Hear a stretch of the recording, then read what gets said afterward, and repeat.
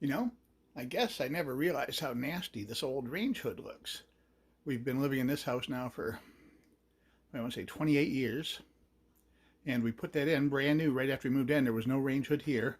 Heck, there weren't even any light fixtures or light switches or anything like that on the wall when we moved in. We had to do all that. And since then, we've gone through a stove and refrigerator. We've got new stainless steel appliances. And I said to myself, well, maybe it's time to put in a stainless steel range hood. So I picked one up. It's the same brand as what's on here now. So it should fit. 6 inches tall. I tried one that was 4 inches tall. And the didn't have as much of a taper across the front. So without this degree of taper right here, this angled side cabinet was hitting. And I'm hoping that this new one is it's a hair bigger than the old one, but I'm hoping that it'll clear that. And these are really easy to change, super easy to change. I've already turned the power off to the breaker downstairs.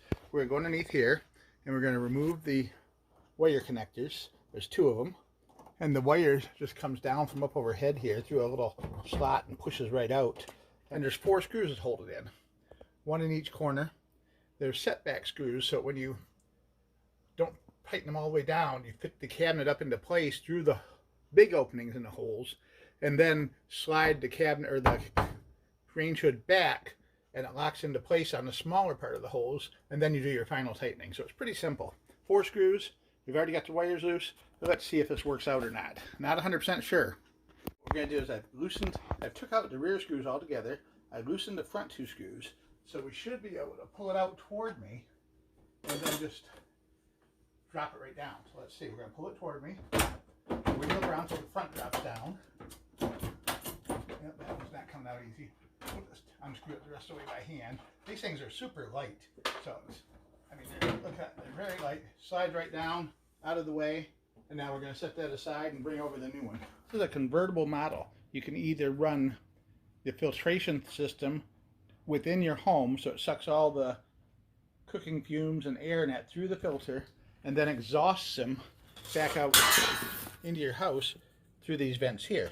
Or you can cut out this big cutout here and you put a stack vent on it that vents up through the ceiling, and they include the stack vent adapter here with it. The third option is a rear exhaust, which uses the standard, I think that's a 3.5 by 7 inch square that you knock out, or knockout they call it. And then if you do that, you can exhaust it through the back wall of your house right to the outside, which is what I'm going to do next summer. Now you also have a knockout right here for your wire to come in at. And almost all these, the wiring comes in on the right side as you're looking at it while it's in the install position. So your wire is going to come down from overhead or from the back somewhere, and you're going to put them through this hole down through the top, or you're going to do this knockout right here and put them through the back side. And again, you can see how big the cutout holes here are for your mount. It fits into place so the screws go into the big hole, and then slide it backward toward the walls. That'll lock the heads of the screws into this narrow part here, and then you reach up underneath and tighten them down firmly. So pretty simple. Let's see if it's going to work. All right, 4 screws to hold it back in place. The electrical connection hooked up underneath. The trim panel back in place. You can see all that with the light off, probably a little bit better.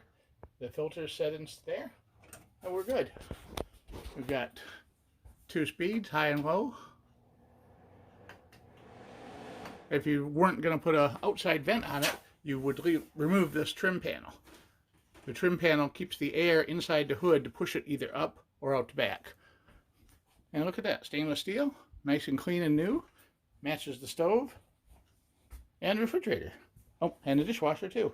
So I like it. It looks way nicer than that rusty, scaly white one that used to be up here. And it only cost about 120 bucks. And I'm not any sort of electrician or carpenter, but if you already got a range hood in place, you can do this. Because if I can do it, you can do it. And it's really not that hard. Get that in place, make your kitchen look updated and more modern. Well, thanks for watching. Have a great day, and bye for now.